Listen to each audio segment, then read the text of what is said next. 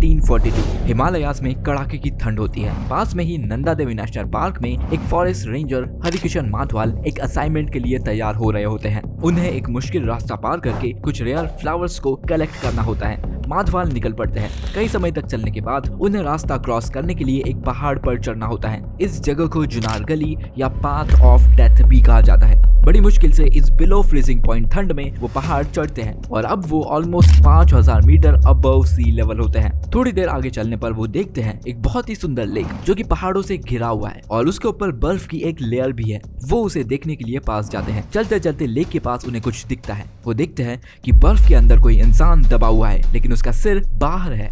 जब वो पास जाकर देखते हैं, उन्हें दिखता है कि ये तो कोई जिंदा इंसान है ही नहीं, ये तो एक मरे हुए इंसान की खोपड़ी या स्कल है। माधवाल थोड़े डर जाते हैं। वो एक लंबी सांस लेके उस खोपड़ी के आसपास देखते हैं और उन्हें और भी बोन्स देखने को मिलती है, जहाँ की उन बोन्स पर अभी भी थोड़ा फ्लैश था। और जब माधवाल अपना सिर उठाकर अपने आसपास देखते हैं, उनकी हार्ट बीट बढ़ जाती है। वो पैनिक करने लग जाते हैं। इतनी ठंड में भी उन्हें पसीने आने लगते हैं। वो देखते हैं कि वो एक नहीं, दो नहीं, लेकिन 10 से भी ज्यादा स्केलेटन के बीच में है, अकेले। उस वक्त वो वहां पर अकेले जिंदा इंसान थे और वो लिटरली डेथ से घिरे हुए थे।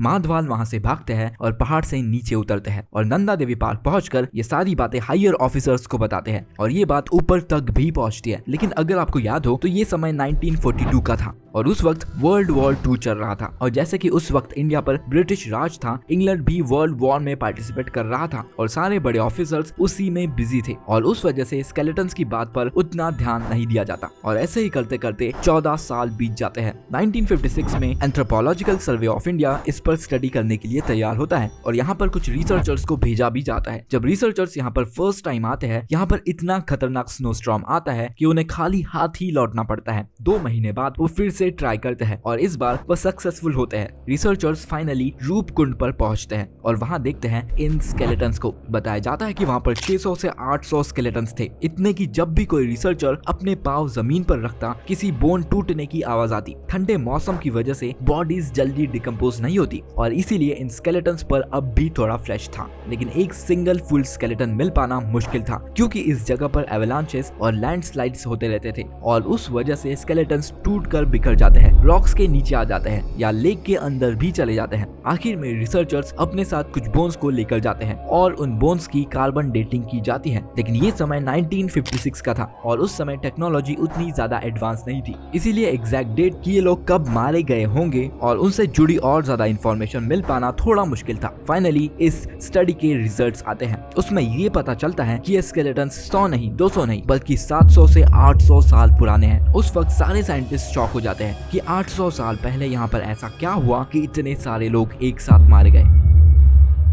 तो उन स्केलेटन्स की डेटिंग करने के बाद यहाँ पर बहुत सी थ्योरीज बनाई जाती है कि ये स्केलेटन्स किसके हैं, यहाँ पर कैसे आए और इतने सारे लोग एक साथ कैसे मर गए। कुछ स्कॉलर्स कहते हैं कि ये किसी राजा की आर्मी थी और ये यहाँ पर फंसकर मर गए होंगे या किसी वॉर में मर गए होंगे। कुछ कहते हैं कि ये एक रिचुअल साइट है जहाँ के लोग कुछ प्रथा के अनुसार अपनी जान देते थे। कुछ लोग कहते हैं कि एक एपिडेमिक या महामारी से मरे हुए लोग हैं जिन्हें कि यहाँ पर फेंक दिया गया ताकि बीमारी और ना फैले। कुछ कहते हैं कि ये तिब्बतियन ट्रेडर्स हैं जो कि इंडिया आ रहे थे और यहाँ पर फंस गए। कुछ लोग ये भी कहते हैं कि ये कोई ओपन सिमेंट्री है जहाँ की लोगों को मरने के बाद रखा जाता था। थियरीज बनती रहती है कि 2005 में नेशनल जियोग्राफिक इस पर रिसर्च करता है, इस बार इंटरनेशनल एडवांस टेक्नोलॉजी और इंस्टीट्यूशंस के साथ में, लेकिन ये जगह पहले जैसी नहीं रहती। 1956 के एक्सपेडिशन के बाद ये एक फेमस ट्रैकिंग और टूरिज्म स्पॉट बन जाता है। यहाँ पर बहुत से लोग आना शुरू हो जाते हैं और वो लोग यहाँ से कुछ बोन्स अपने साथ लेकर जाते हैं। कुछ बोन्स को एक के ऊपर एक रखकर ऐसे पैटर्न्स बनाते हैं और कुछ तो यहाँ से आर्टिफैक्ट्स भी लेकर जाते हैं और ये सब रिसर्चर्स के लिए और भी ज्यादा मुश्किल काम हो जाता है क्योंकि साइट धीरे धीरे विजिटर्स की वजह से कंटेमिनेट हो रही थी। इसके बावजूद भी रिसर्चर्स को अच्छे स्पेसिमेंस मिलते हैं और वो उन्हें स्टडी के लिए भेज देते हैं। उन्हें इस रिसर्च में एक एग्जैक्ट डेट मिलती है जब ये सारे लोग मारे गए होंगे, जो कि होती है 800 AD, जो कि होता है 1200 साल पहले।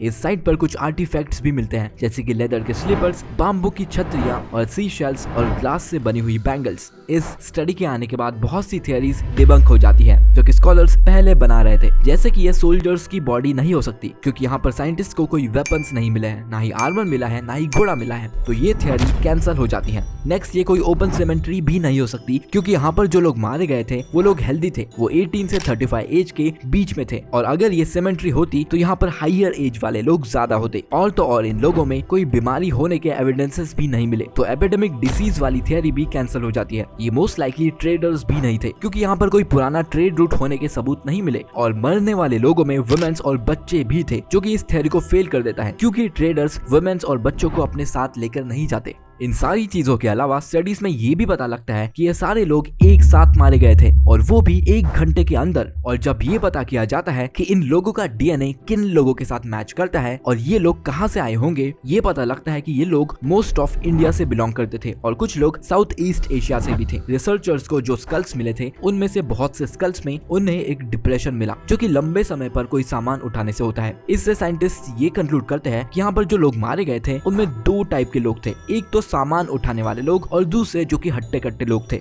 साइंटिस्ट को ये भी पता लगता है कि लगभग 4 स्कल्स में सिर के ऊपर वाले साइड में फ्रैक्चर्स मिले हैं, जो कि किसी भारी चीज से मारने की वजह से हुए थे। तो क्वेश्चन अभी भी यही था कि इन लोगों का क्या हुआ, वो भी एक साथ। तो इसका पता लगाने के लिए रिसर्चर्स रूपकुंड के आसपास के लोगों से बात करते हैं और इस लेक के बारे में पूछते हैं कि क्या इस लेक की कोई हिस्ट्री है, और उन लोगों से जो पता चलता है उससे फाइनली ये मिस्ट्री सॉल्व होने वाली थी। तो लोगों से पूछताछ करने के बाद ये पता लगता है कि यहाँ पर एक कहानी या फोल्कलोर बहुत ज्यादा फेमस है, जो कि है नंदा देवी की कहानी। नंदा देवी यहाँ पर पार्वती देवी का एक अवतार माना जाता है। तो नंदा देवी एक बार कन्नौज किंगडम विजिट करती है और वहाँ पर उन्हें ठीक से ट्रीट नहीं किया जाता। इससे गुस्सा होकर देवी उस किंगडम को श्राप देती है कि वहाँ पर सूखा आ जाएगा और लोगों के पास खाने के लिए कुछ भी नहीं होगा, और ऐसा ही होता है। वहाँ पर सूखा आता है और लोग भूख से मर रहे होते हैं। कन्नौज के राजा सूखे से परेशान होकर नंदा देवी के मंदिर को विजिट करने के लिए अपनी प्रजा के साथ एक यात्रा पर निकलते हैं, और ये मंदिर रूपकुंड के पास ही होता है, और ये यात्रा आज भी होती है। आज भी लोग उसी रास्ते से नंदा देवी के मंदिर जाते हैं। लेकिन राजा इस यात्रा के कुछ रूल्स तोड़ देता है। वो अपने साथ कुछ डांसर लड़कियों को लाता है, जिससे कि देवी गुस्सा हो जाती है और उन सारे लोगों पर लोहे की बॉल्स की बारिश करवाती है। राजा और लोगों में हड़बड़ी मच जाती है और वो सारे लोग रूपकुंड की ओर भागते हैं और वहाँ ही सबकी डेथ हो जाती है। साइंटिस्ट इस स्टोरी को सुनने के बाद ये कंक्लूड करते हैं कि ऐसा ही कुछ हुआ होगा। नंदा देवी को विजिट करने जा रहे कुछ लोग किसी स्टॉर्म में फंस गए होंगे, और जो कहानी में आयरन बॉल्स की बात की गई है वो असल में हेलस्टॉर्म होगा, जहाँ की आसमान से बर्फ के गोले गिरते हैं। और एक्चुअल में ये हेलस्टॉर्म रूपकुंड एरिया में बहुत नॉर्मल है, और हेलस्टॉर्म से डरकर लोग रूपकुंड की ओर गए होंगे और वहाँ ही उनकी डेथ हुई होगी एक साथ में। और एक चीज है जो कि इस थियरी को फेवर करती है, वो है रूपकुंड में मिले आर्टिफैक्ट्स, जैसे कि बाम्बू की छतरी और ग्लास के बैंगल्स, जो कि आज भी इस यात्रा पर जाने वाले लोग यूज करते हैं। और ऐसे ही सारे डॉट्स जुड़ते हैं और ये थियरी कंफर्म हो जाती है। और ये चीज बहुत ज्यादा फैसिनेटिंग है कि साइंटिस्ट को इस मिस्ट्री के आंसर्स एक फोल्कलोर में मिले। यहाँ हम साइंस को माइथोलॉजी की मदद लेते हुए देख सकते हैं, जो कि बहुत ज्यादा इंटरेस्टिंग है।